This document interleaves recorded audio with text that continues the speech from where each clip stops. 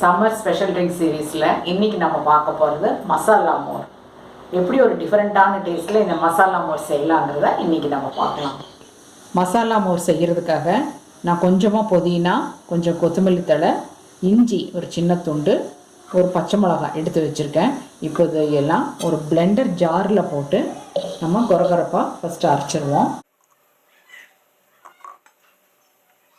இதில் நான் கொஞ்சமாக தண்ணி சேர்த்திக்கிறேன். இதில் கெட்டி தயிர், இது ஒரு 400 கிராம் இருக்கும், சேர்த்திடுறேன். இதில் கொஞ்சம் தண்ணி விட்டுக்கிறேன். இதில் உப்பு ஒரு ஸ்பூன் போட்டுக்கிறேன். கூடவே பெருங்காயம் கொஞ்சம்.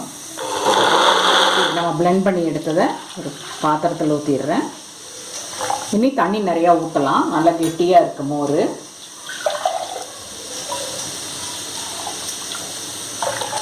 இப்போ டேஸ்ட் பார்த்துக்கோங்க, உப்பு பத்தலை அப்படின்னா மறுபடியும் கொஞ்சம் ஆட் பண்ணிக்கலாம். தண்ணியும் நம்ம வேணுங்கிற அளவுக்கு இதில் சேர்த்திக்கலாம். எவ்வளவு தண்ணி சேர்த்துனாலும் மோரோட இயற்கையான மருத்துவ குணம் மாறாது. அதனால் உங்களுக்கு வேணுங்கிற அளவுக்கு நீங்கள் தண்ணி சேர்த்திக்கோங்க.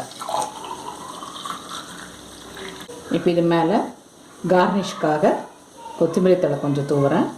கூடவே சீரகப்பொடி லைட்டாக அதையும் போட்டுக்கலாம். மசாலா மோர் இப்போ குடிக்கிறதுக்கு ரெடியாக இருக்குது. இந்த கொளுத்துற வெயிலில் இதை நம்ம குடித்தோம்னா நம்ம பாடி அப்படியே கூலாயிரும். இன்றைக்கி நான் செஞ்சு காமிச்சேன் இந்த ட்ரிங்க்ஸ் ரெசிபியை நீங்களும் வீட்டில் ட்ரை பண்ணி பாருங்கள், கண்டிப்பாக உங்களுக்கு பிடிக்கும். நாளைக்கு இதே மாதிரி இன்னொரு சம்மர் ஸ்பெஷல் ட்ரிங்க் ரெசிபியோடு உங்களை நான் மறுபடியும் மீட் பண்ணுறேன்.